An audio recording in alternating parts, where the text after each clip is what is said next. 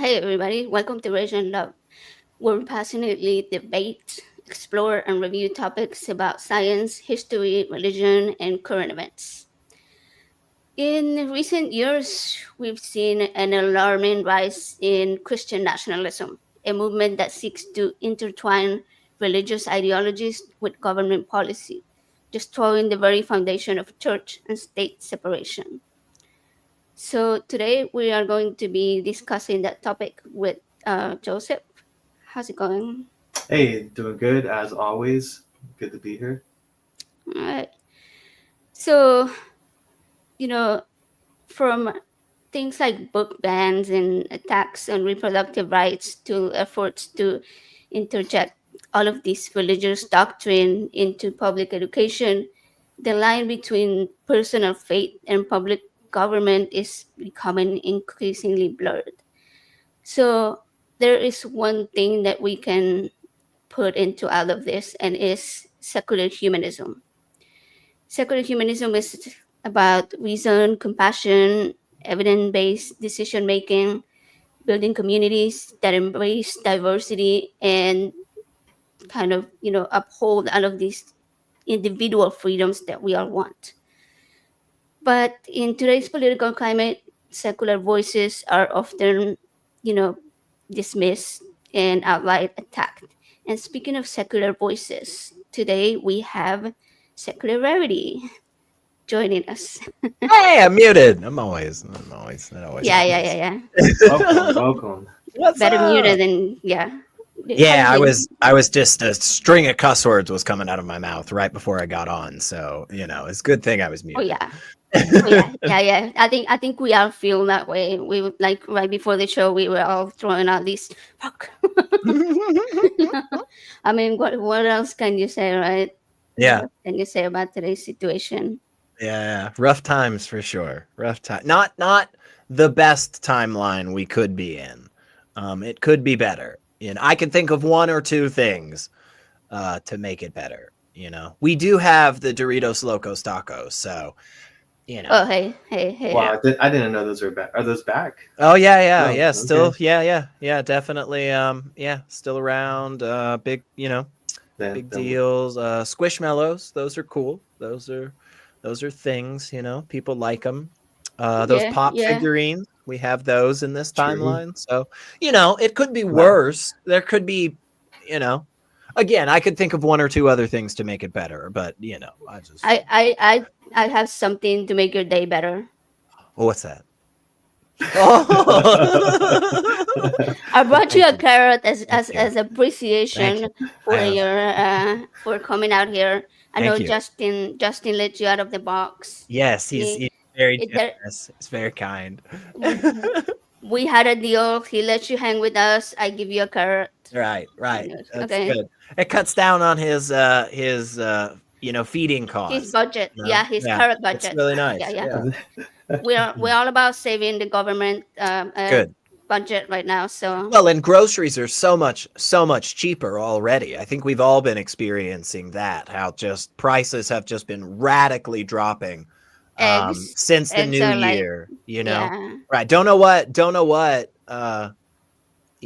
Might have done that, or maybe I'm wrong. Maybe I'm reading the situation wrong. Maybe Yeah, you're not no. experiencing a really Cheap good. grocery prices, and Yeah, we don't have any disease out there anymore either. We don't have to read about that. We don't have to worry yeah. about being And able I to heard the afford I anything heard going on. the whole thing with Russia and Ukraine is over. It's Yeah, finished. It's been done. It is. Yeah, I taken care heard the of. Hey, world is peaceful. yeah, it was the first day it happened. In the first 24 hours. It's Yeah, incredible. yeah, yeah. Yeah, no more illegal immigration either. By the way. Yeah. Um, Oh yeah, yeah, the heard border's that. closed. I heard. I The wall heard. is finished. We're secured. I didn't. I feel secure. You don't feel secure? Like Very you don't safe. feel Yeah, it? man. Like look, it's all here. It's all here. It's very secure. Let's just do it back in the box. Back in the box. Yeah. Well, that was a good show. Oh man. Well, go ahead. So um yeah. So I wanted to talk about like there's sort of a confusion that people have and use some terms interchangeably, like secularism, atheism, and humanism. Mm-hmm. Before we start the show and have these discussions, let's put it out there clearly so people understand what we're talking about when we use these terms. SR, you're like the expert here.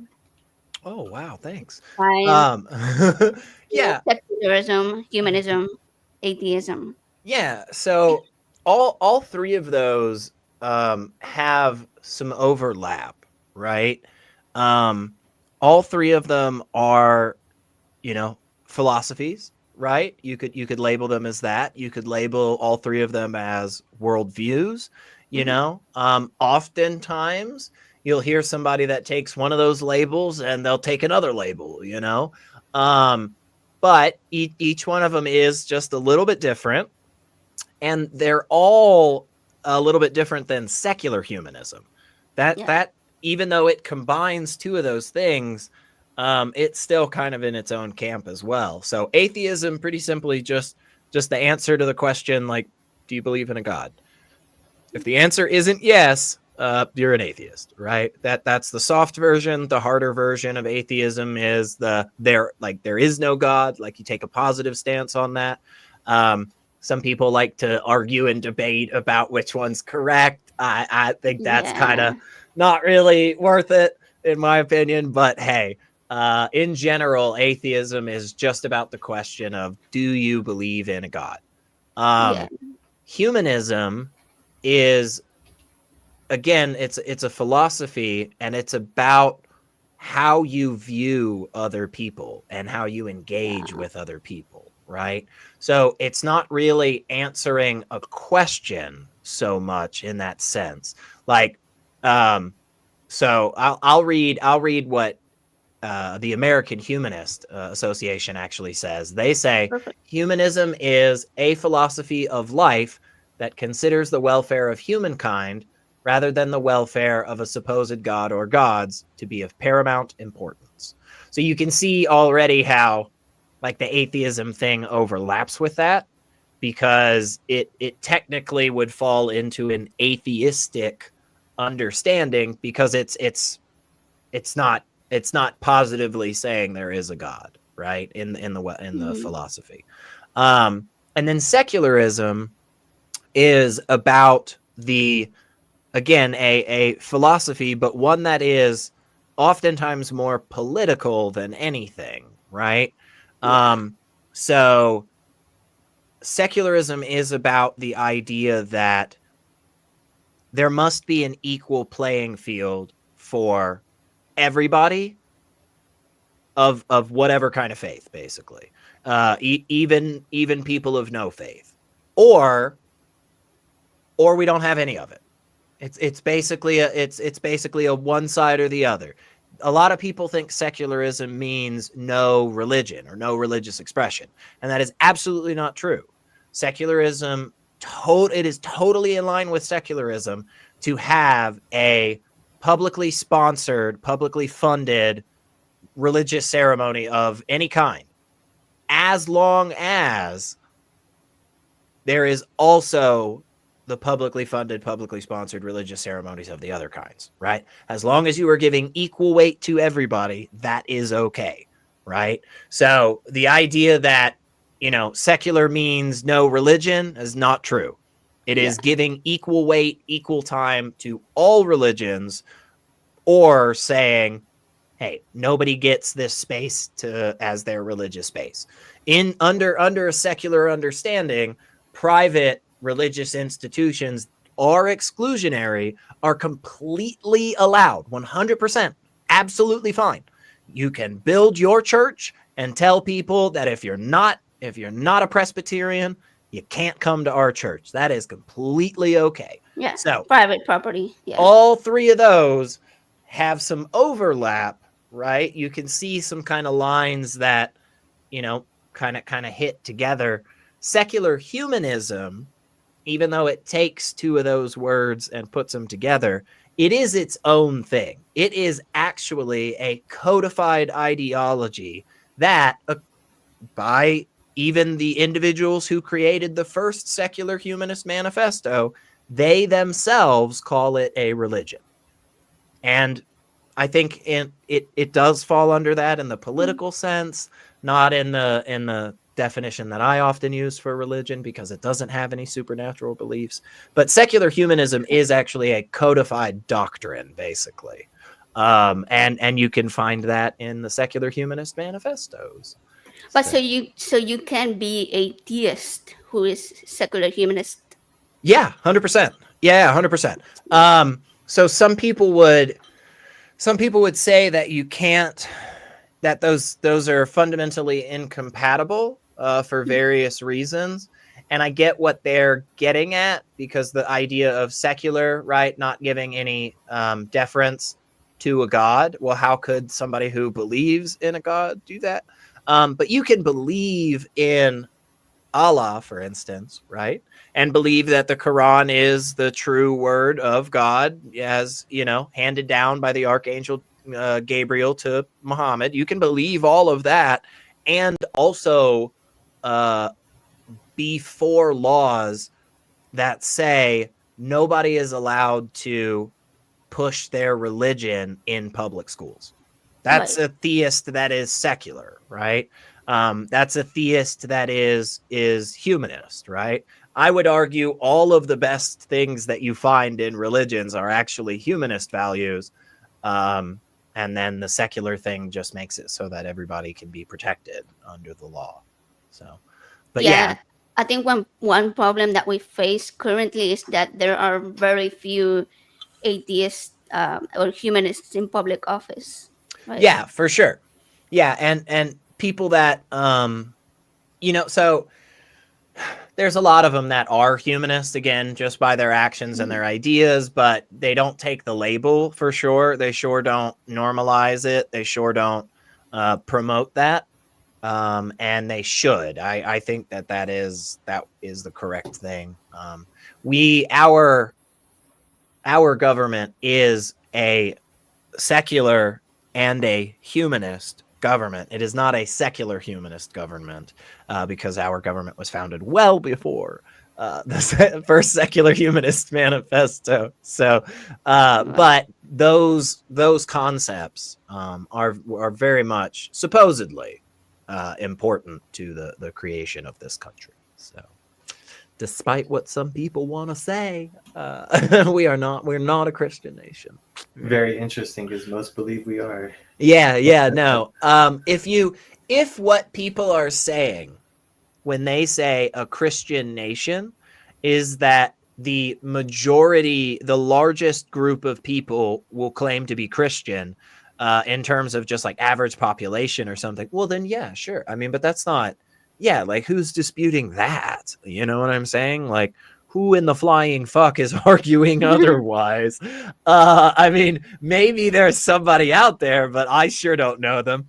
I mean, all of my non-religious friends that I know of, like, constantly are running around going, hey, did you hear we went from 19 to 20%? We're finally making it, we're sticking it to those Christians. Like they obviously know the majority of the people are fucking believers. That's not, if what you mean is that our laws are based off of biblical principles, for instance, I would also say that there's really good reason to believe that that's not true.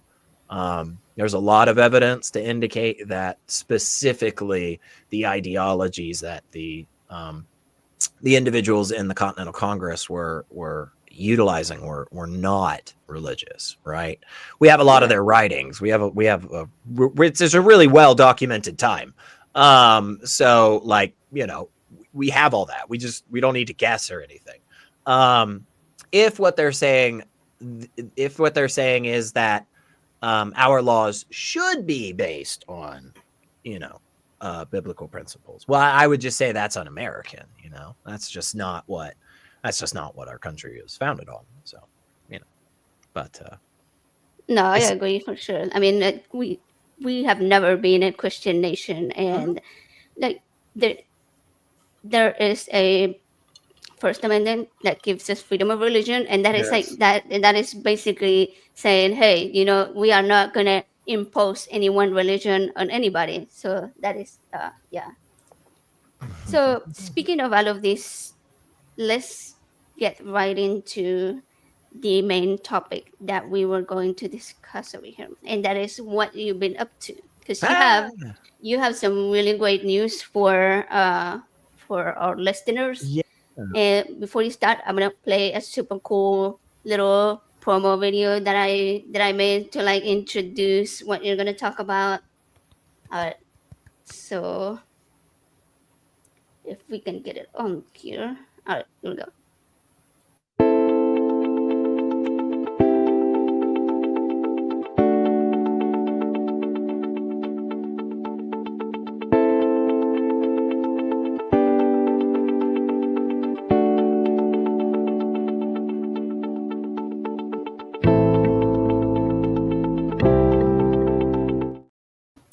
Ooh, the music is so catchy. That looks so good. Oh my God. Thank you so much for doing that. I Yeah.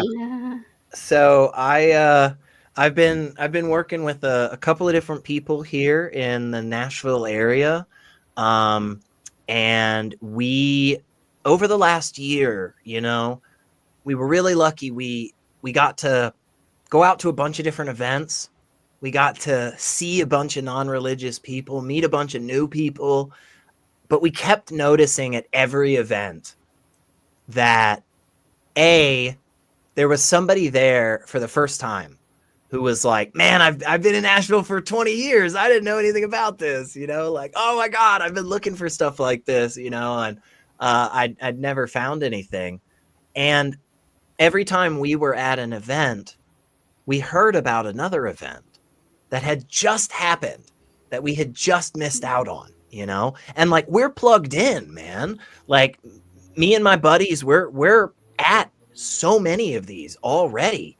And so we started sitting around one day, and we just kept kind of thinking, there's got to be something that we can do, how do people find out about stuff? I mean, in all these other industries, when the Christians are putting on some big concert, right? And this, some Christian rock band is coming through town or something. How do all their people find out about it? How do all the churches end up knowing? Well, the answer is because they have a group that is entirely focused on connecting and supporting their people. And we realized that was what we were missing. That's what we don't have on our side right now. Secularizing US is a brand new 501c3 that we just founded right here in the middle of Tennessee. And our goal is to connect and support atheist, humanist, secular people with all kinds of different events, whether it's little, hangouts and potluck nights or, chatting about philosophy, all the way to big events like NanoCon, for instance. We're bringing that back this year, which is the Nashville Nuns Convention.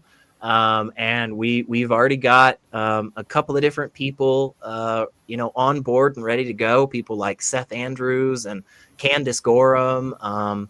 We're chatting with a whole bunch of other people. We're going to have 400 some odd non-believers all hanging out in Middle Tennessee.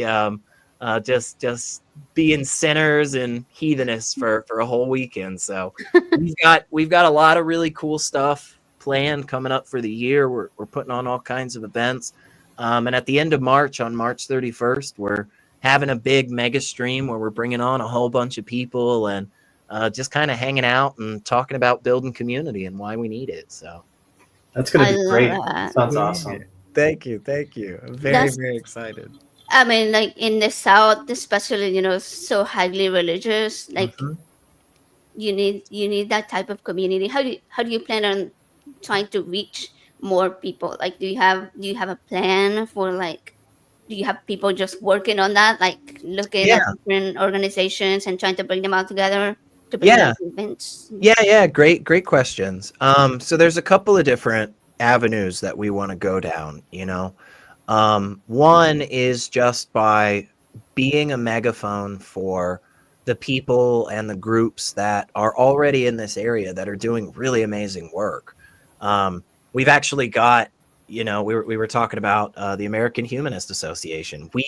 We've got a chapter in Nashville that's actually been going pretty strong for a while now. You'd be surprised how long these people have been getting together. We've got a Sunday Assembly group in Nashville that just celebrated like their 13th or 14th anniversary. We were so lucky enough just a couple months ago to meet this woman who just got through the Recovering from Religion training course and is now starting back up the in-person RFR groups in Nashville. Oh, that's awesome. So right, I mean, and that's just a few. That's not even all of them. We've got already this incredible group of people, and one of the biggest things that they all need is just somebody out there to shout out what they're doing, put a spotlight and bring attention, because we've got the people, they just don't know about it, It's kind of like there's this TED talk that I go back to and I watch every so often. It's this guy who was the conductor for the London Philharmonic for many years, and he talked about how he loves classical music, and everybody that worked in classical music loved classical music. But every time they would get together and they would have some meeting, they would all go, only 3% of the population. Only we could get it to 4%. Then everything. Only we could get it to. Why doesn't 97% of the people listen to? And he said the day that he started thinking about it from the opposite direction was the day he started truly conducting for the first time. He said, instead of waking up and telling myself, gosh, there's only 3% of people that listen to this music. If only we could get. I woke up and I said, oh my gosh, 97% of the people out there don't know how great classical music is yet. I can't wait to show them. I can't wait till they hear this. 97% of the people don't love this music. Oh my gosh. How? That's crazy. You have to hear this. He said, from then on, I always conducted better. Every time I came to a performance, every time I was out in public and I heard classical music somewhere and somebody would go, what's that tune? Before I would go, oh, he doesn't know Beethoven's Fifth. He doesn't know Beethoven's Fifth. What's wrong with the world today? They're not teaching the kids Beethoven. Now I turn it around and I go, oh my gosh, you've never heard Swan Lake before? Oh my gosh, let me show you how beautiful music can be. From then on, everything's completely changed. And that's the way I see it. The way I see it is, oh my goodness, we've got 1 million some odd people now in this area, right? And there's only 30 of them showing up for this event, this humanist meeting. I'm so excited. Look at all the future people we've got. All these people, they just don't know. They just don't know that we've got this going on. And one reason I say that every single event we're at, every single time we're out in public, gathered together, somebody comes through that hasn't been there before. It's their first time. And that, I think, alone is huge. From there, we're just going to be hosting events. We're going to be putting on some stuff ourselves. We're going to be gathering together and trying to bring people together with all kinds of different activities. Not everybody wants to get out there and debate, right? Yeah. Not everybody wants to argue the philosophy and Kalam Cosmohuza. I don't care, like, we need an opportunity for our people to get together to just hang out, just hold space with each other, right? Just, hey, how's your dog doing, man? Wasn't he having that thing? Oh man, so glad to hear he's better. Like, did you get a new car, man? That's awesome. That's so great. How many miles it's got? We need a range of different activities, because for so long we're comfortable. We've been comfortable with the idea that the religious have that. The religious have that ability to kind of be flexible, to be kind of, what does Christ have to do with a toilet? I don't know, but this plumber's for Jesus. Like, it's all over his fucking truck. We get it, man. We need to have on our side that same level of diversity.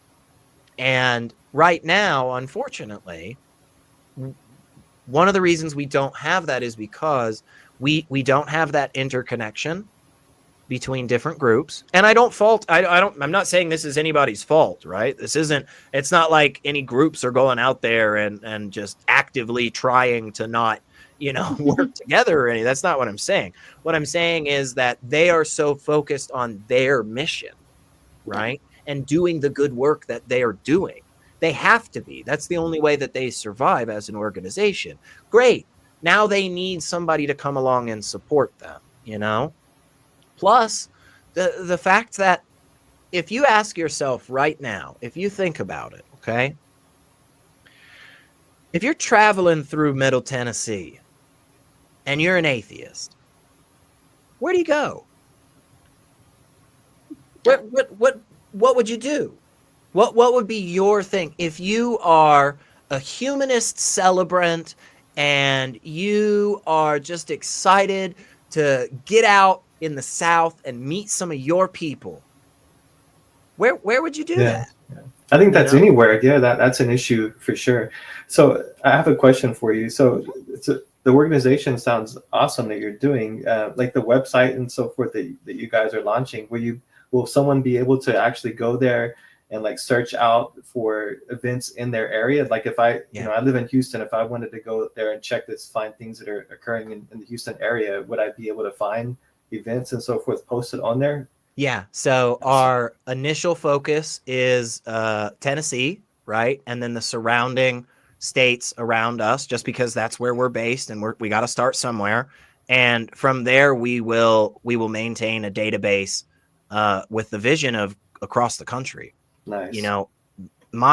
My long-term plan, and I mean we're just getting pulling the ripcord, getting this off the ground. But let's hear the vision for sure. My long-term vision is that this is something that can be replicated in communities around the country that don't have anything like this right now, right? So the idea is for this to be something that, yes, pulling in the same direction, right? The same broad focus, but the autonomy and the freedom to be flexible and to be what the community needs, right? So I want us to have, hey, if we've got somebody that just loves knitting, let's do a get together with knitting, because that's what that person loves, and that's what gets them excited. And there are people out there that need that space, that they don't want to go constantly fucking crochet some fucking cross and some Jesus-y Bible verse shit. Like I've done the needlepoint pillows with the Jesus loves you and this house is a Christian house and shit, and fuck all that. I want one that says get on your knees, slut. Like there are people out there that want that, crochet some penises and exactly, and right? Yeah. I'm not that crafty, but other people are. I've seen some cool crochet stuff. Absolutely. But like we want a space for people to be able to come together, even if they believe, even if they pray, they think that there's a heaven or hell. That's okay, because there's a lot of us right now that I think really see the harms that very strict dogmatic religion can bring. right? The groups out there right now that are very vocal, they're very forceful, and they're very much not humanist, you know?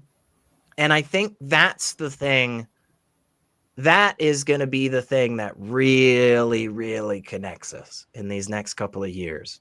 I think that recognition of that common humanity amongst people, even if we disagree, and that's where secularism is going to be so important.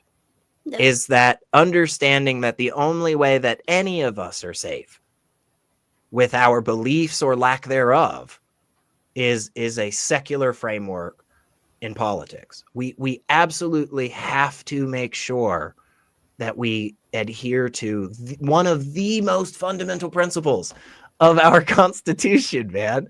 It's in there. It's in there, for fuck's At the sake. top, You know, like like the it's first right one. there. It's right there, man. So it's like, you know, it's. I think there are so many of us that honestly we do align on so many different issues, and we just don't have an opportunity right now to get out and express ourselves in those ways, you know?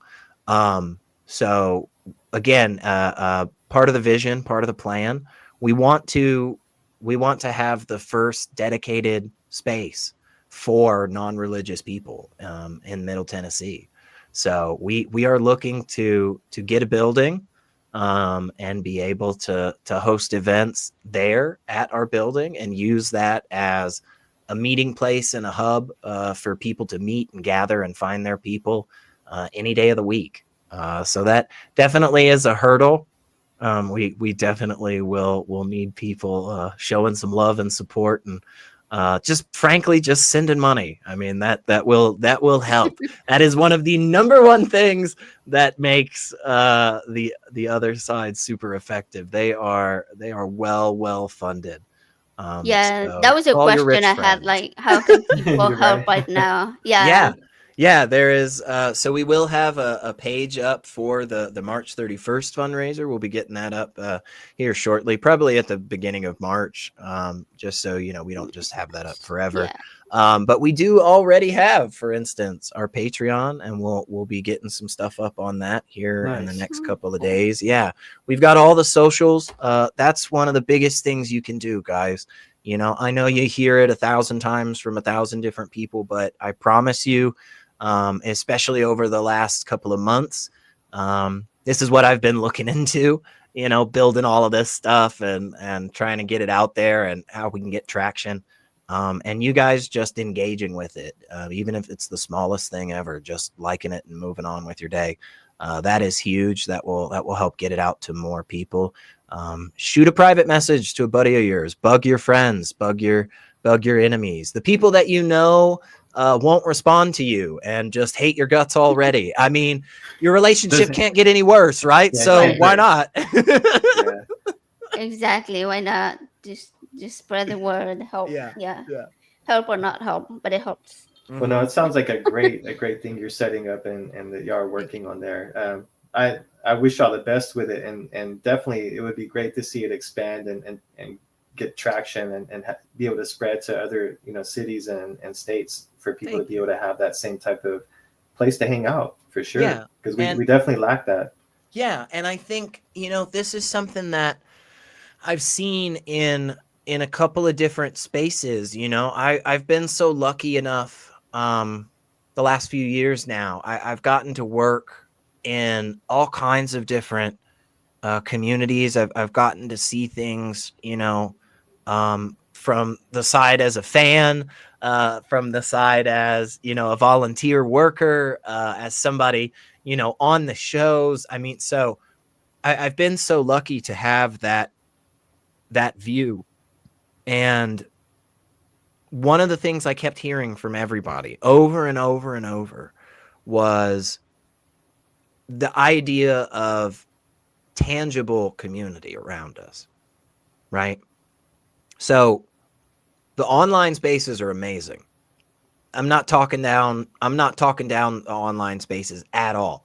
I have met some of the best freaking people in my life, right? Some of the most important people in my life, right? Through these spaces. But when we get that opportunity, you know, to actually be together, it just elevates it to such an awesome high. And when we get to do that regularly, and we look back 2, 3, 4 years on, and we realize we've been seeing these people once a week, every week, for years now. Like, these are our people. This is our family. I know these people. I've grown up with these people. Like, that is amazing. It is so freaking incredible. And what I love is that I'm not the only one doing this, right? It's not just us here in Nashville that are feeling this. Durante Lamar out in Raleigh, out in North Carolina, they're building up Bridge City, man. They're feeling the exact same thing.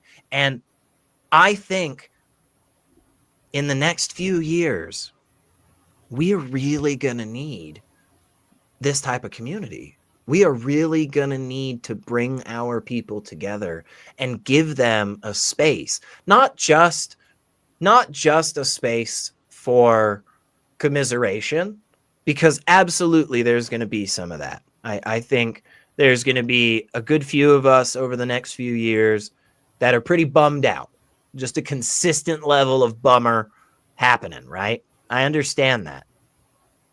I also understand that there's going to be some anger, that some people are going to be kind of hot and spicy every so often.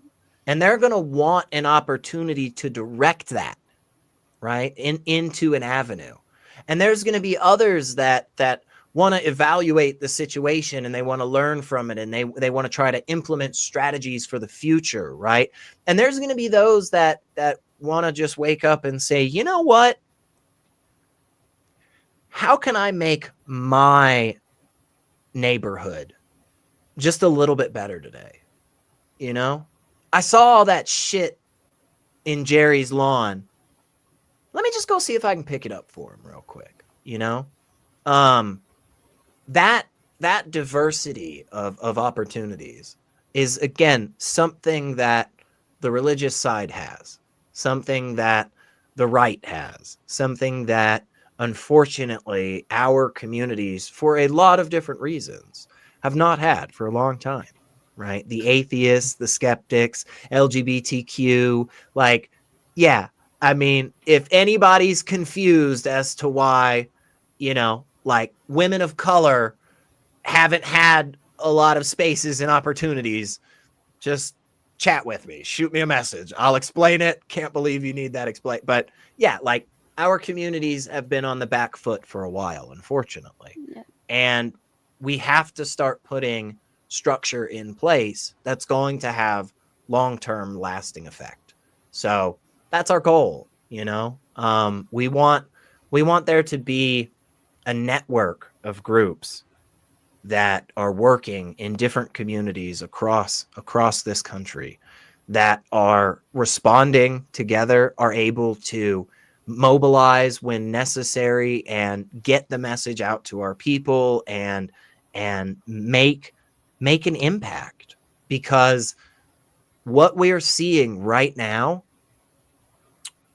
is not something that was whipped up in 2023. Yeah. It's something that has been building since 1980, 1950. I mean, Yeah. come on, right? It's a long-term game, and that's how we have to start thinking about it, you know?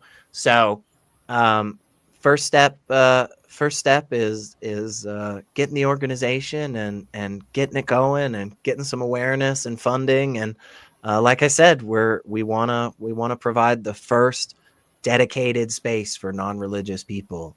We want people to know, when you are in Nashville, if you're non-religious, here's where your people are, you know? So I Yeah. like that because a lot of people don't realize that there's, when there's something missing, they don't really do anything about it. They're just like, well, never mind. So you went and found something that was missing, and you created a framework that's gonna work towards getting that piece that's missing.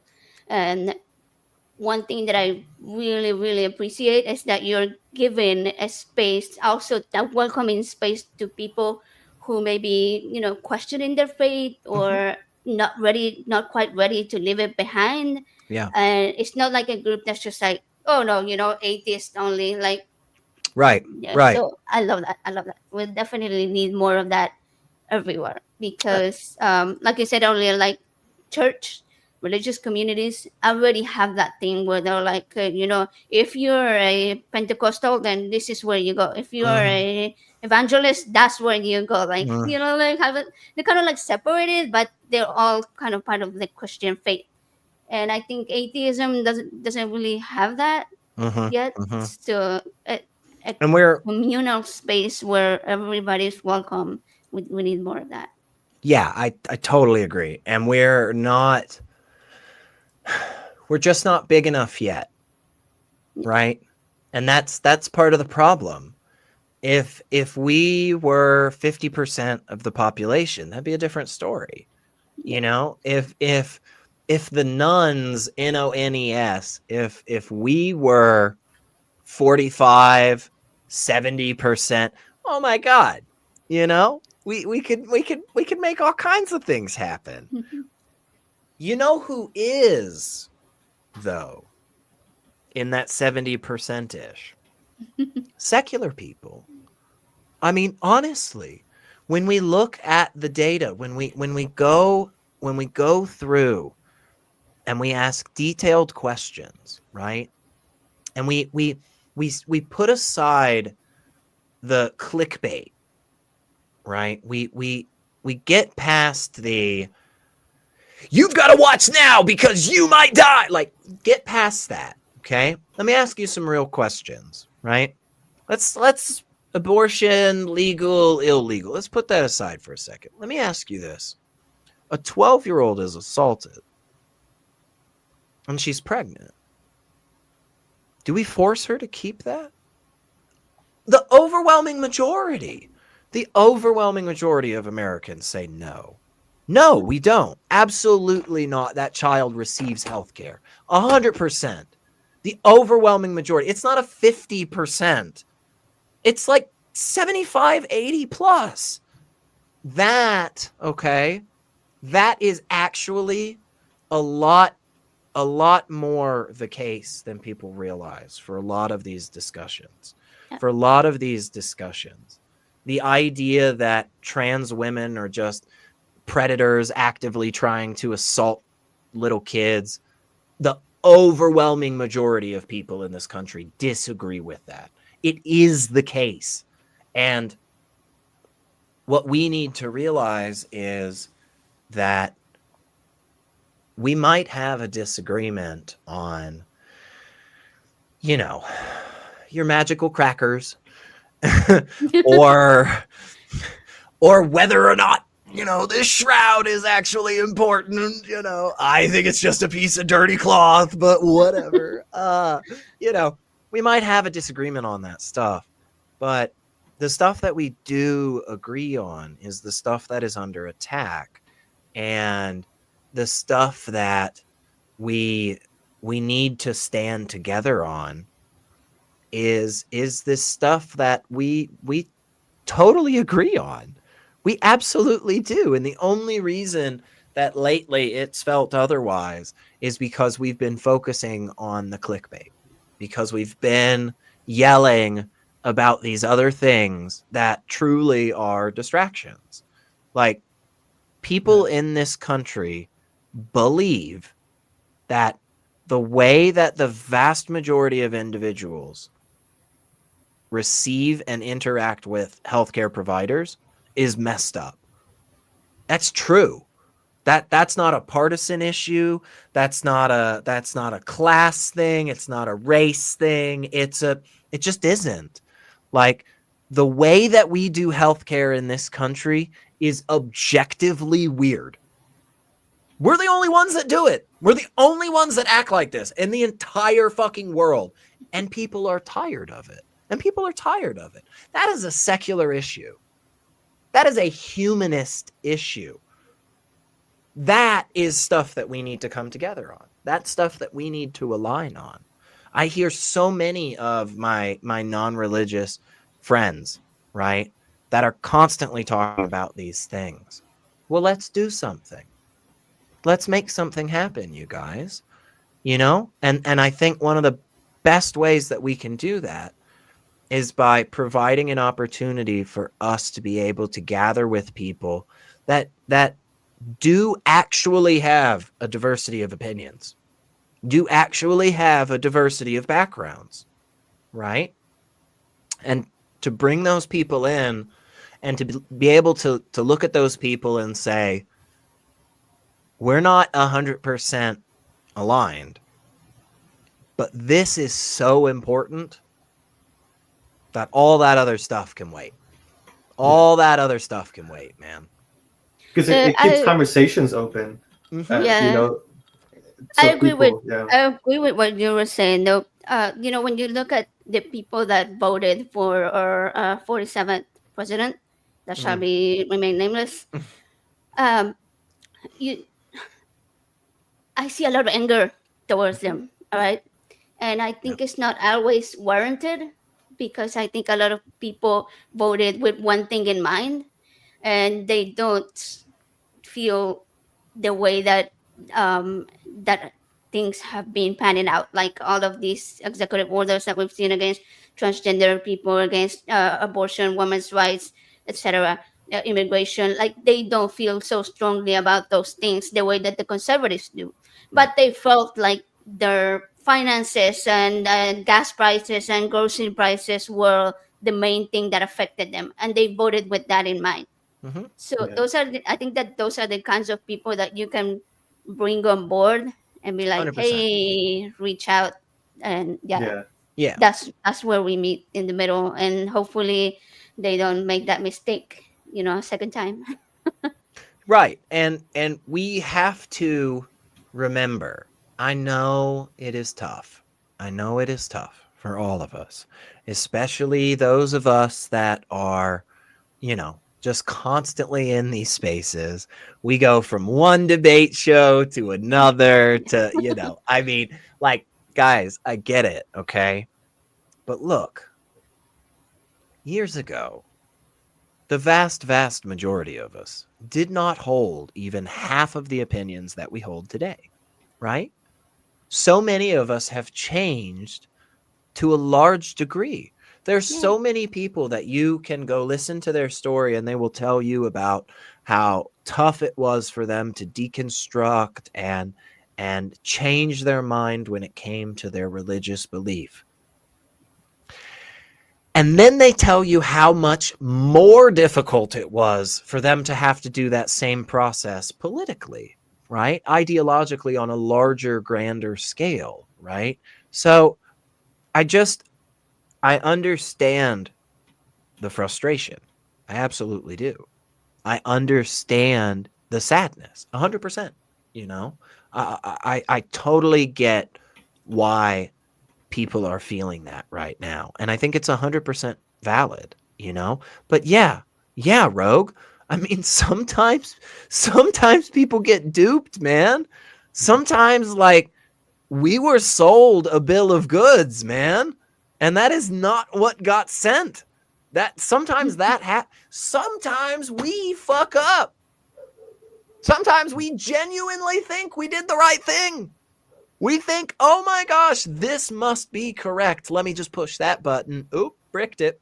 Like, that just happens, Like, that is absolutely a state that so many of us have been in, right? That being said, there are also those people out there that fully believe, very much happy with, their decisions. Yeah. And those people, surprisingly, this might blow your mind here, okay? They are, in fact, still people. They do absolutely still have the same human value at their core that everybody else does. We cannot let that erode. We absolutely cannot allow dehumanization to happen anywhere. On either side. On Yeah. either side. Exactly. Yeah. Yeah. Yeah. Yeah. Because that is the start of it. That is the toxicity that spreads and hurts us all. Okay? We absolutely should not give people a pass when they are doing harmful things. We should not allow people to blatantly lie. Absolutely. But do not forget that it's a human being that's doing this. Don't go so far so as to be the one that is causing the harm, right? Don't allow yourself to go that far. We have to make sure that we still maintain our values. And again, that isn't this whole like, oh man, we just let them do whatever they want and we just stand there smiling and take it. No, not in the fucking slightest. Not in the fucking slightest, guys. That's not at all what I'm saying, right? There is absolutely a space where we are still abiding by our principles, right? Abiding by the things that demonstrate our care and support for innate human goodness. No other reason. You don't have to check off any fucking else of a box. You just are a person. Boom. Great. Done. Achieved. So we need to make sure that we maintain that line on our side. We can do that in part by continuing to engage with these people. Yeah. Well, like I was saying earlier, it keeps what you're doing, I feel, is great because it keeps open conversation. And with that, you can still communicate and get through to some of these people, because some of the views they have is because they lack certain knowledge on certain things, Yes. or how it affects other people actually in the real world.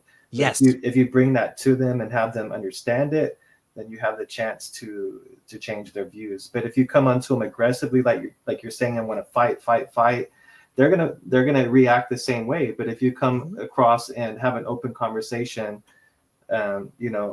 both being calm, then you can definitely get further. I agree with that. Yeah. Yeah, like imagine I'm walking down the street and there's this guy and he's like got like a bat and he's beating up a dog or something. And I'm like, not my business, and just walk away. No, probably shouldn't do that.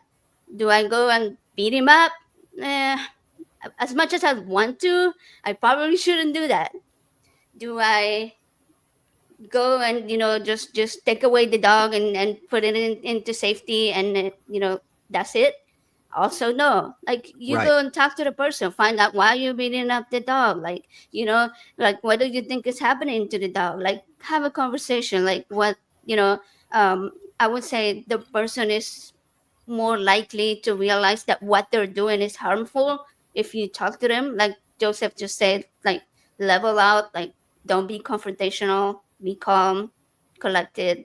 That's what has the highest chance Mhm. of being successful at that not happening again. Yes. Because, like you said, if you take the dog, if you walk away, if you punch the person, all of those things will result in that person doing it again. Mm-hmm. And I I understand all of the feelings. Trust me. Trust me. I can go through each one of them individually because I've felt them, right? The deep confusion. I get it. You got people walking around going, how? And it just, and all of the, and so I just, I get it. I feel it. I understand it. Okay.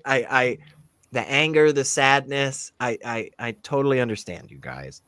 And all I want to ask, right, is what is our goal? What are we trying to do, right? And if we ask ourselves that question honestly, and we take a moment, we allow ourselves to calm down a little bit, and if we come to the conclusion that we want to affect change in our world, if we come to the conclusion that the amount of suffering and harm that we currently see is too much, and we want to reduce it, then I think we have to ask the next question of what are the ways that we can do that the most efficiently and the most effectively, right? And the cool thing is there is some information on that. We're not completely in the dark in that category of existence. Like we do actually have some knowledge here. And so, well, it's time for us to utilize some of those practices. It's time for us to do that, you know? Like if you really want to put out the fire, I understand why your first thought might be, let's throw a bunch of water on it. I get that. But this is a grease fire. I was gonna say, what if it's a grease fire? You're in trouble. So that's Yeah. yeah. Or this is a fire that's happening because there's a gas line that's leaking. And you can throw all the goddamn water you want, but until you shut off that gas, it's just not going to be effective. It's just not going to make a difference. And so if truly what we want is a society that benefits more people, that raises more people up, right? That truly champions the diversity that we have in this awesome spectrum that is humanity. If that's really what we want, well, then we have to ask ourselves, what are the effective methods for getting to that? And I really do believe we have a bunch of good data to show that compassion, curiosity, kindness, these types of things are deeply, deeply important. Education, right? And personal experience. Look, I'm all for the fallacies, y'all. Okay? You know I love them. You know I love them. Your personal fucking experience is not a reason to justify something as true. It just isn't, okay? It just isn't. You know what it is, though? It is time and time again, demonstrably, one of the most effective methods for changing people's minds. As humans, we really connect with the individual story. We really, really do. So much so that I can lie to you. I can completely make up a fake story about my fork Fred. And Fred has been on a really long journey. See, weeks ago, Fred was actually in Alabama. This is, you'd never believe this. And he was in this guy's suitcase. The guy didn't mean to take him from the restaurant, but he was in the suitcase. And Fred was so excited the whole time as he was traveling. But then the guy opens up his suitcase, you know, at the airport, because TSA was like, oh, God, you know, and so the TSA guy takes it and he takes Fred, and Fred is all confused now and he doesn't know where he is and he's scared. See, like it's total bullshit. It's completely, I told you it was fake. And yet all of us, just for a second, were kind of like, oh, what happened to Fred next? Yeah. Like, is he okay? Where'd he go? I'm invested in that. So this is what I'm saying. We as people, we have that intense fire inside of us, right? And when utilized correctly, we can really make some powerful changes around us. We could really, really make a difference, you know? When we utilize that for bad things, Well, we can see some of the consequences, right? When we have bad actors, when we have people that are purposefully pushing false information. But there is a way to combat that, and it's to utilize that same methodology because it's effective, and we know that, and it's not untrue.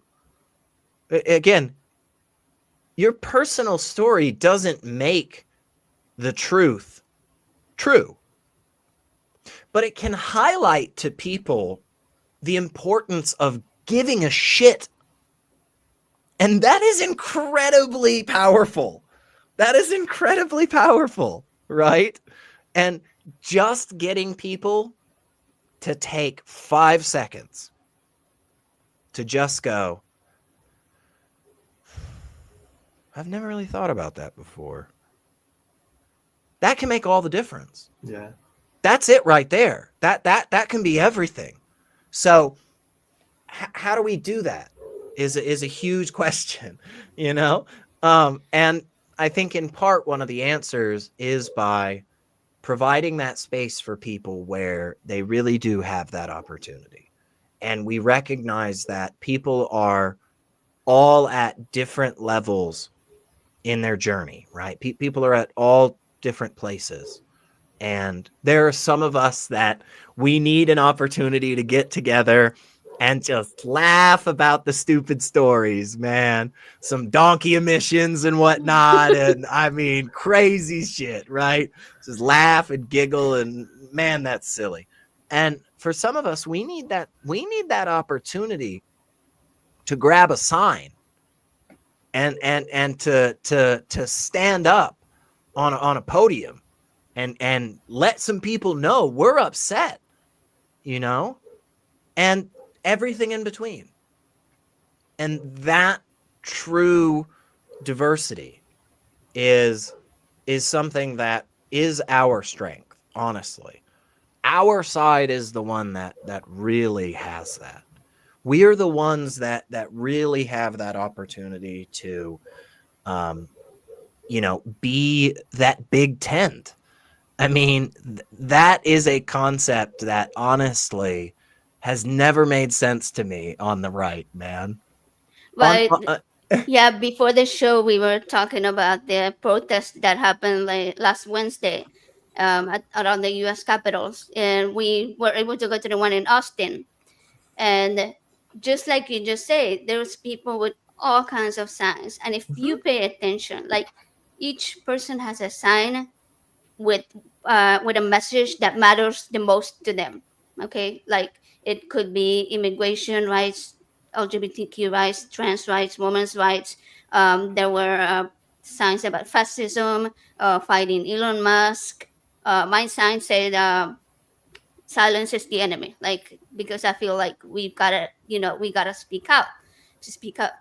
And any one single person can't advocate for every single cause that there is out there. So yes, when you see like this huge crowd of people with all of these different signs, and you're like, I agree with that, I agree with that, I agree with that, I agree with that. It's like, it's really powerful because everybody is supporting each other, like yes, no matter what their sign says. Yeah. right. Yeah. And we have to get out of this mindset. Okay. This person over here has a sign that says, bring the books back to schools. And this person has a sign that says, healthcare rights for women.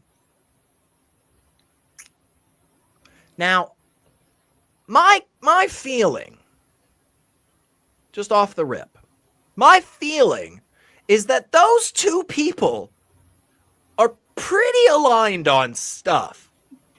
It would be really weird if the don't ban the book person started calling out the healthcare for women person and was like, what are you doing? What, you don't care about education for children? What's wrong with you? What kind of piece of shit could you possibly, you're the reason this country is destroyed, you asshole. How dare you? Like, it's like, what the fuck? Oh my God. Like, guys, can we not care about queer people and black people. You know, there are black queer people. Like, oh my God, like we can have multiple fights. And what we need to recognize is that there are so many of those that benefit and support our cause. The one that we're the most interested in, I'm interested in atheism normalization. I'm interested in polyamory normalization. You know what? Secular shit helps me. LGBTQ rights helps me. Just because there's somebody out there that's going, you know, I think it's kind of fucked up that even still to this day, a lot of bi people are told that they're not actually bi. You know, I just kind of feel like that's not really cool. We should, you know, take them as a whole person. Like, yes, you can be attracted to multiple, you know, like it doesn't have to be this one all or nothing thing. You know, that's okay that person cares about that. That is fine. That is what they wake up in the morning and they are interested in. And like number 5, number 7 on their list is like, yeah, maybe atheists shouldn't get shit on so much. Yeah, I haven't really put too much thought into that, but yeah, I'm kind of with that. Yeah, it's like they definitely shouldn't be thrown in jail. I mean, I'm super on board with. It's like, yeah, man, you're on my team. Like you're on my team, you know? And if we don't allow those people to work with us, we're just not going to make any progress. We're just going to continue to see time and time again results that are upsetting, results that are unexpected, results that and it's our fault. It'll be our fault. We will have continued to let the fire rage when all we needed to do was turn the gas off. We could do this. We could do that, you know? So again, you know, my hope is that what we're able to do with secularizing US is provide a framework in part so that we can do this better in other places. We can continue to see progress being made, and we can put a framework in place that gives us something to kind of hold on to and pick ourselves back up with whenever those days happen where we're unable to or uninterested in pushing forward, right? It's not really about getting up and doing some push-ups today, right? I mean, hey man, 10 push-ups will probably help all of us, man. Even if you've been to the gym, like probably okay, you know? But that's not really what it's about. It's really about doing 10 push-ups every day, you know? But it's really not even about that. What it's really about is getting a structure in place that inevitably, when that week-long diarrhea comes through, because we've all been there. And if you haven't yet, you will. You will. I promise you. Humans are gross, man. And there will just be a time where you are expelling more things than you think is possible. But that whole week, you won't do a single fucking push-up. And you'll get used to it. And it'll feel good. And when you feel better, it'll be a real struggle to get back up again. To get that ball rolling once it's come to a complete stop is so difficult. And one of the number one ways that we can make that happen successfully in the future, the number one thing that we can do to increase that likelihood is to put structure in place. to put something with long-standing roots that is able to give us that opportunity to hold on to something to pick us back up again. That's what we need. That's what the other side has. Those days where they just don't really feel like getting up and doing something, the presses are still printing. The people are still talking.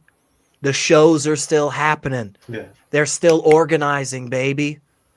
That is because they have that framework in place. That's what does it. And that's what we need. And we've got some wonderful organizations. Absolutely fantastic organizations on our side. And just real quick, just before anybody starts yelling in the comments, because I already see you typing. They're not perfect. They're not perfect. They've made mistakes.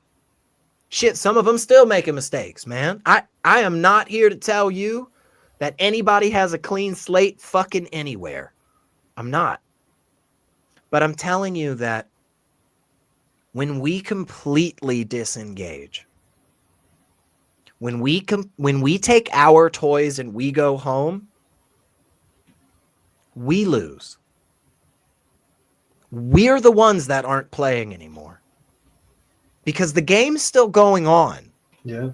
Everybody else is still playing. That's a great way to look at it.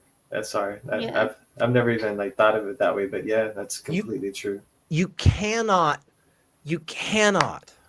make long-lasting change by just completely walking away and never participating. We can't.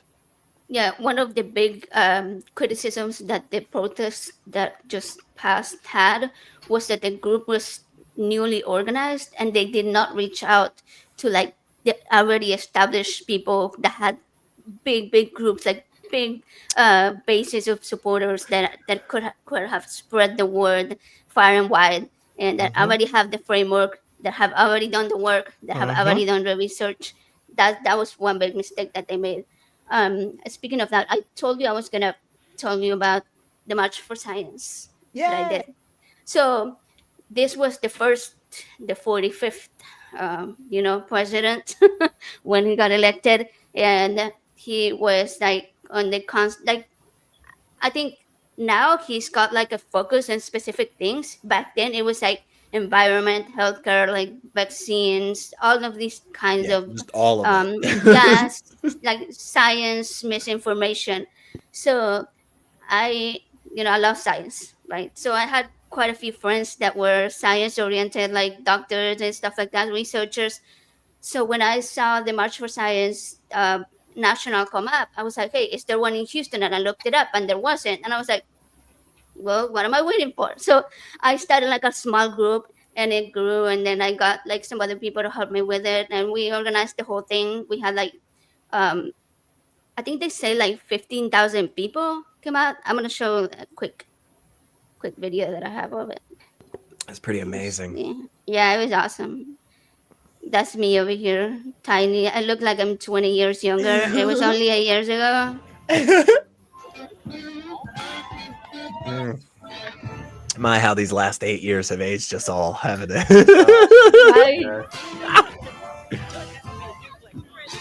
That's amazing. It's just great, like you were talking about earlier, SR, just being able to be around people with like visions. Even if you don't all agree on the same thing, it's still good just to be around a lot of people and like human and like connect like together. Right. Like, and look at that. I mean, look at that.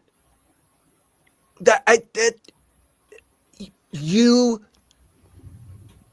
do not understand the incredible power of humans when we get together. I mean, yes, I can go down a list right now of all the terrible atrocities that groups of people have done, right? But let me just for a moment get you to think about some of the coolest things we've done. There's a story in an ancient tablet, okay? There's this pharaoh in Egypt that was traveling down the Nile. Massive fucking river. Also, one of the few rivers that travels, south to north as well. Is interesting, fun little tidbit right there. I don't know why most of the rivers travel north to south, but they do. But so they're going along up this river, and they get to this waterfall, and it's huge.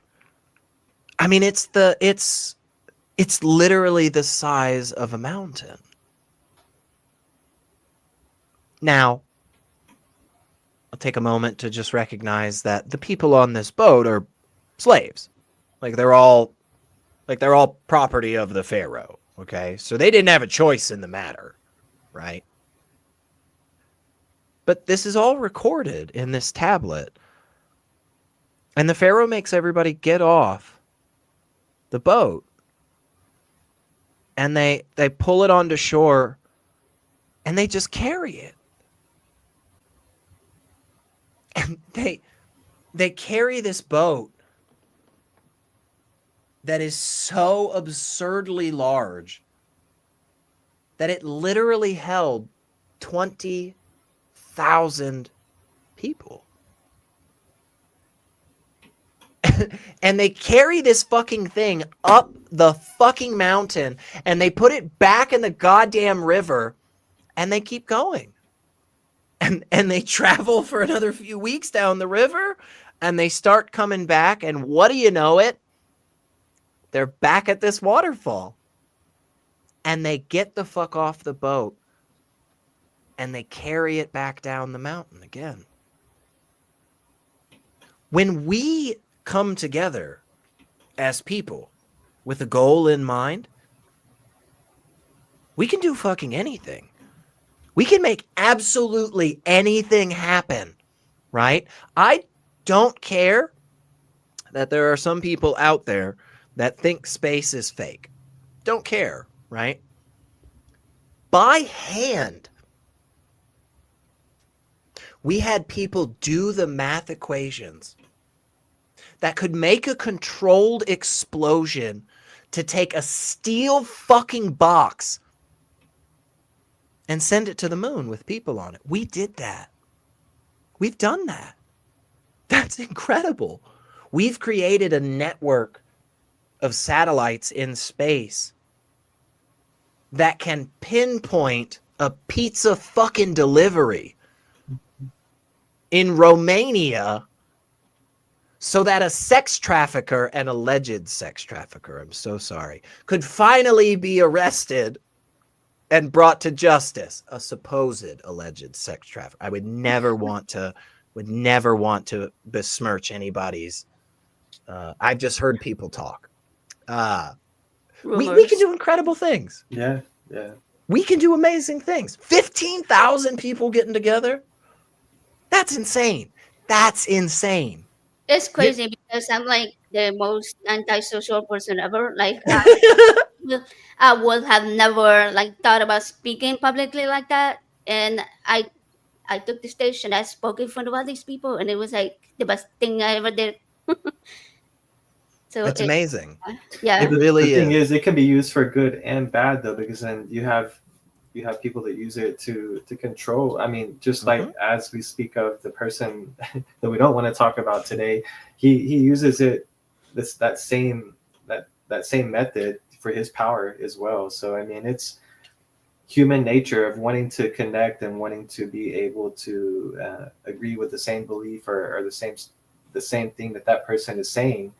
He connects with so many people and uses that method in order for to gain his power and his control. Yes. And that is why I completely understand the aversion. I understand why there are many on our side that start to see some of that framework, start to see some of those mannerisms, right? And they get a little wary, they get a little cautious. And I think that is not a reason to disengage. Again, still, because there is an answer. There is an answer, right? And I think we know what that answer is. And we have seen it work effectively time and time again. And that is transparency. That is accountability. That is a genuine set of eyes that looks back and checks up on things, right? I say everybody. A lot of people know the Stanford prison experiment, right? What is the most interesting about that experiment is not what the students did to each other. What is the most interesting about that experiment is that he himself allowed the experiment to keep going. That was what he commented on after the fact. It's true. He said, in no way, shape, or form should I have allowed it to continue after the first day. In no way. And the only reason that I did was because I knew my authority was unchecked.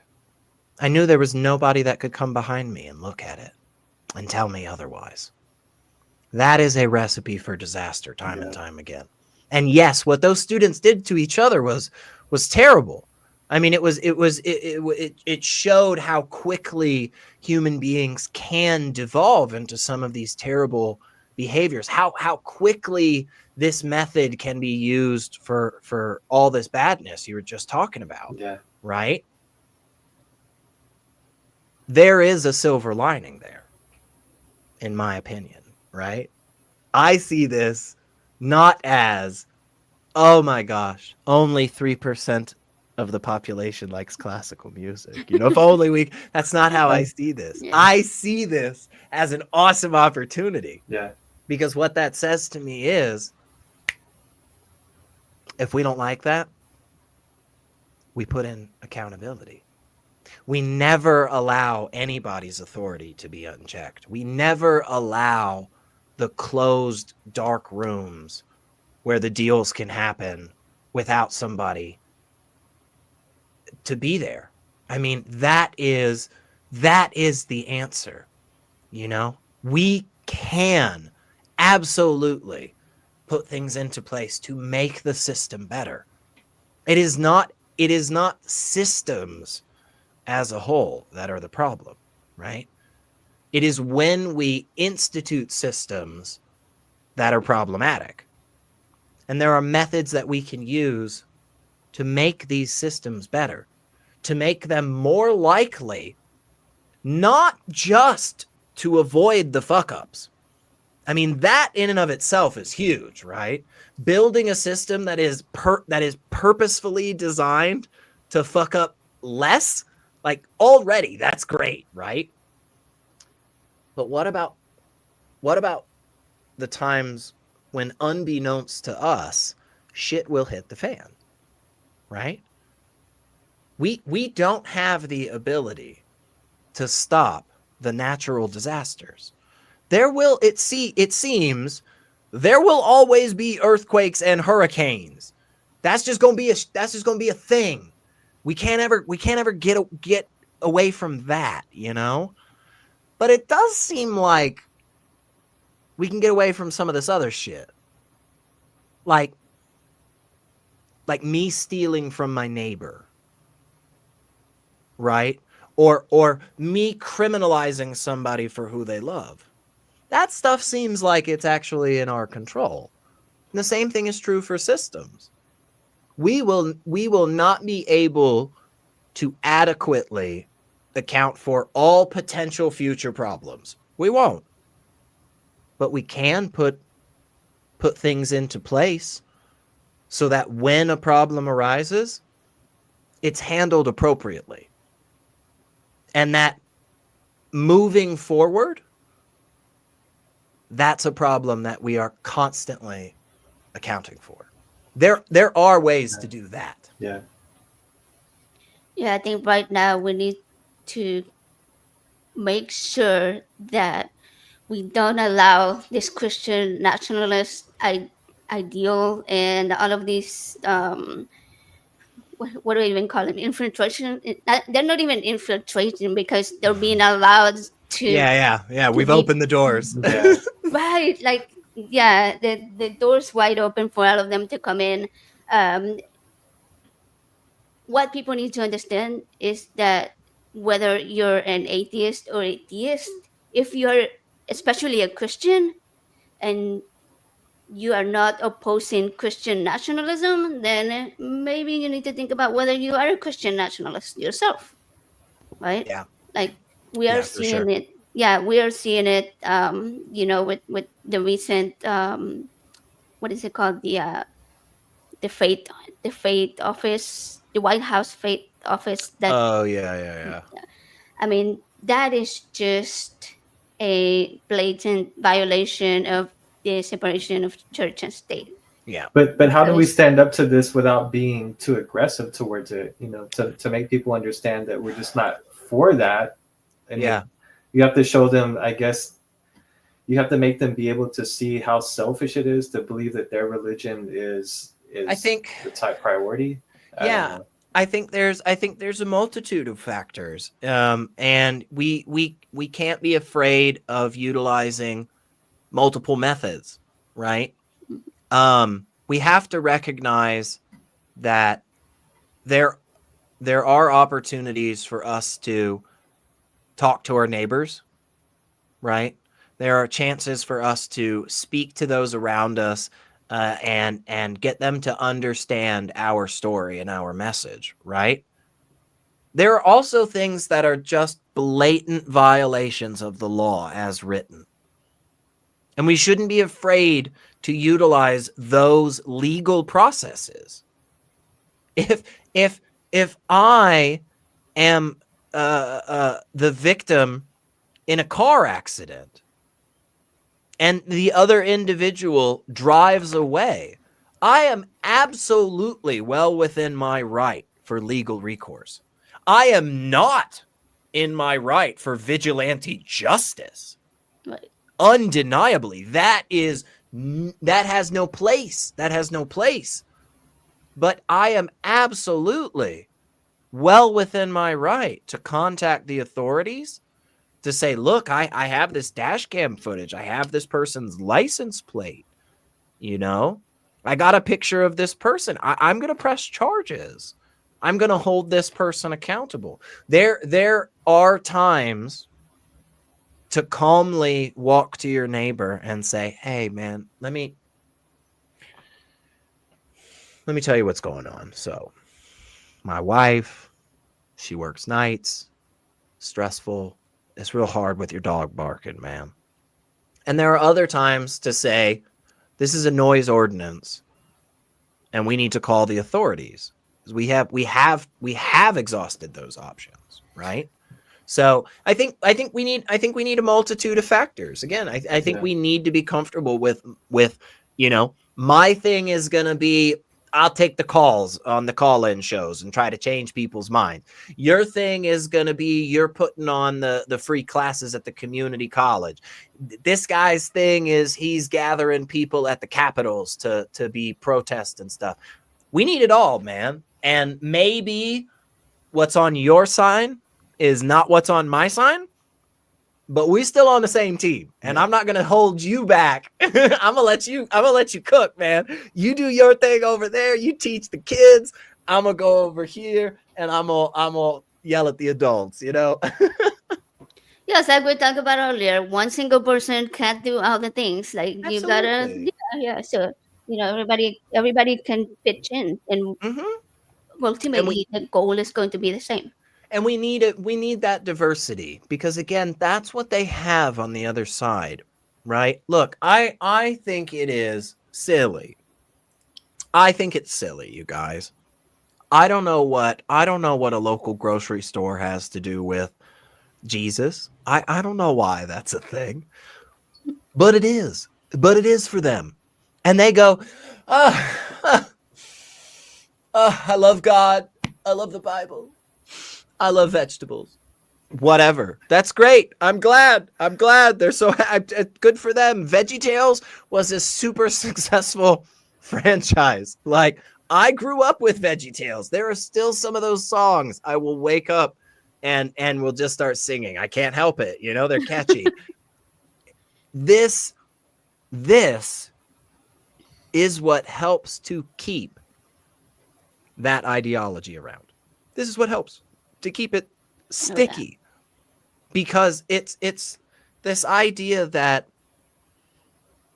there's all kinds of different categories that we could find interest in as people. We recognize this, and we recognize that some people they just really, really like collecting stamps, and they just want to talk about all the fucking stamps. And you know what, Bill? I don't care that much about stamps, but I'm really glad that you do. And you know, we got a couple of 8th graders that really love stamps. And you know what would be awesome, Bill? If you could, do you think you could put on a Sunday school class like once a month talking about stamps and Jesus to these kids? And it's like, well, yeah, I love talking about stamps. Like, that is what keeps people in, because, hey, you like dinosaurs? Let me tell you about how, you know, Shiva and dinosaurs go together, you know? Like, that is what keeps it around. That is what allows an ideology to grow and foster that community. And we need that too. We need that on our side. We need to be comfortable with that. A true diversity of background and opinion and interest, right? Let's not give lip service to it anymore. Let's be intentional about it. Let's actively try to build up spaces that don't mean jack shit to us.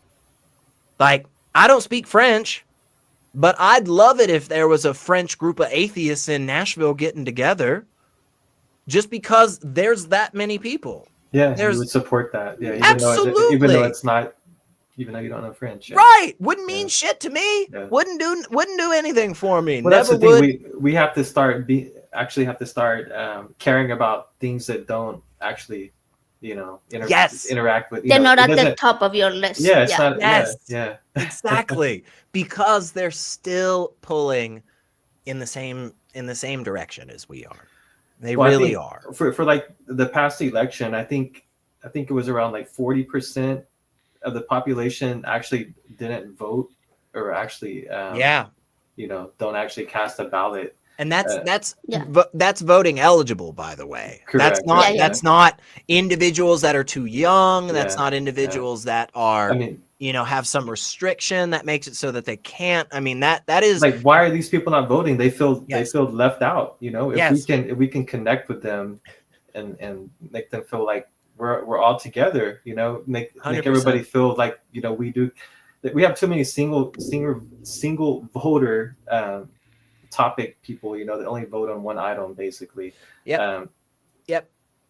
So if that one thing, you know, I think it really needs to be a more open conversation for sure about it, because there's so many people that we could bring into the conversation to be able to actually change the political landscape. Yep. Yeah. And I mean, we are so, you know, it's a pretty common thing in the US, you know. I definitely grew up, you know, hearing this left and right. You know, 3 things you don't talk about at the dinner table are, you know, money, politics, and religion. And I think that mindset is so detrimental. It will completely continue to erode all of the discourse. It will continue to lead to issues that are exacerbated instead of mitigated. We know that just because you push something into the shadows that you don't want to see, it does not disappear. And in fact, it oftentimes gets worse. And that is not something we can continue to allow. We can't. We can't be okay with the fact that, well, you know, most of the slavery in the world is gone. Like, you know, Yeah, a so lot. shouldn't worry about that anymore, right? I mean, it's pretty much we did non-existent. pretty good. We did pretty good, you know. Like we're like not. you're still fighting for that. It's like Yeah, like, Yeah. well, I mean, come on. We've got, you know, there are black business owners. I mean, you know, we've basically gotten rid of racism, right? I mean, come on. Who's really even thinking about the color of people's skin anymore, right? Come on. I mean, no. No. What are you talking about? These are never-ending battles. These are never-ending fights. We have to constantly make sure that we are standing strong and we are pushing forward. Because if we're not pushing forward, it will erode, because there are always those that are pushing back.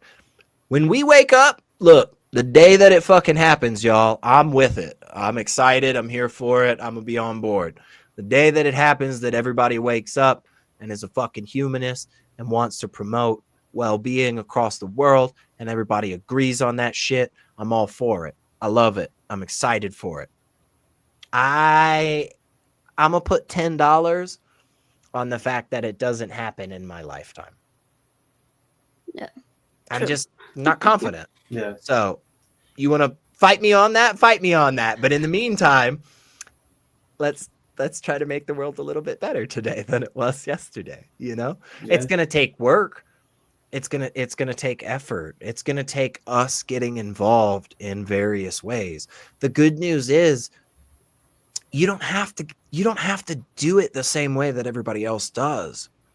You don't give a shit about bowling? Great. Don't come to the bowling. Like, don't bowling's on Tuesdays, bro. Don't show up on Tuesdays. That's easy. You know what Wednesdays is? Wednesdays is the potluck. And you know Karen's making that fucking pie again.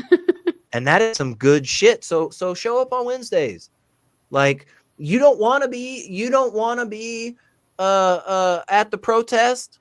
Don't be at the protest. Wait. Don't do it. But you know what you can do? You can tell people about it. You can tell some of your friends about it that you know would be into it, right? Like, why is that a problem? Why is that an issue, right? You don't want to be the one breaking down the philosophical concepts. You don't want to. That's fine. But you know your buddy's a philosophy major. Like, why not shoot him the invite? You know? Like, we have an opportunity. Totally get why people are upset. Totally get why a lot of people don't have the spoons right now. I get it.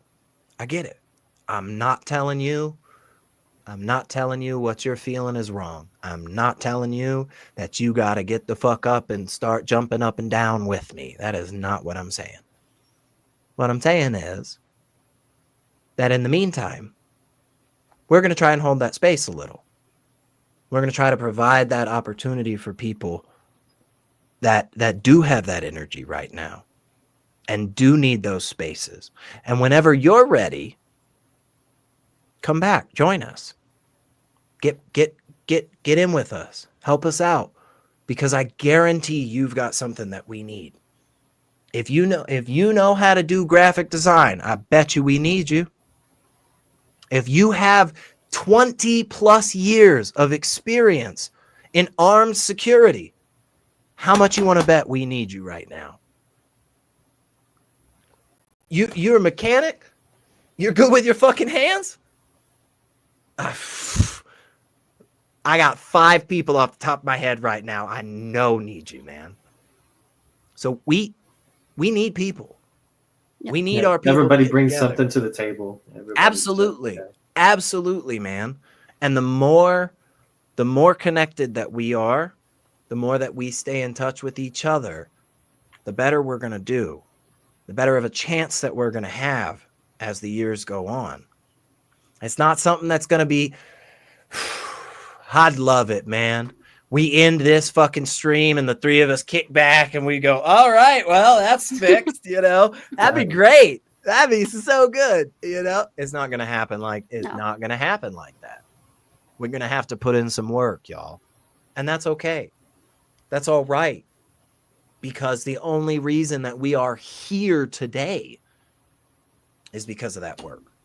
Because of that work that has been done so much. So, yeah, just, connect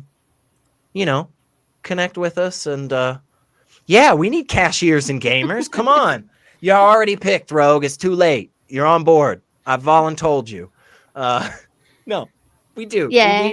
We need everybody. So, Right. On that note, I think that's the great ending message for this stream. Okay, that we need the diversity. We need yes. everybody. Even if you think that you got nothing to bring to the table, it doesn't matter. Just bring yourself to the table, and we'll find a spot for you. All Yeah. right. I bet you we're gonna find somewhere for you to do some good and Yeah. help and help. The same cause, the same goal that we all have. Um, because like there's a lot that's out of our control right now, but one thing that we can do is to help rehumanize all the people that are being dehumanized. All right, that's how we come together and Yeah. we fight. So if you don't have anything else to say about your organization or any reminders or anything. No, just All right. secularizing US. You can find us on all the things. Yeah, March 31st, come hang out with us. We're really excited. We got a bunch of people that are gonna be there, and I'm really thrilled for it. We'll be getting some more information about that going soon. Otherwise, if you are just in the Middle Tennessee area, if you are anywhere in the South right now in the U.S., connect with us, reach out to us, get yeah, involved with us, because I guarantee you, we can find some community for you one way or the other. We will. That's our goal. So for sure, for sure. And just a reminder, next Saturday we are gonna have the awesome Kelly Laughlin for his yeah. birthday celebration. That's gonna be so much fun. Love him. Oh, he's actually the one that said, your quote reminded me of something he always says. Like, you don't have to be the best. You just have to be better today than you were yesterday. That's all you gotta do. Yep. And yeah, Words to live and by. yeah, and with that, we are gonna head out. I'm gonna play the video that we played earlier to remind everybody where to find you guys. And hope everybody has a great weekend. I'll see you around. It's been fun.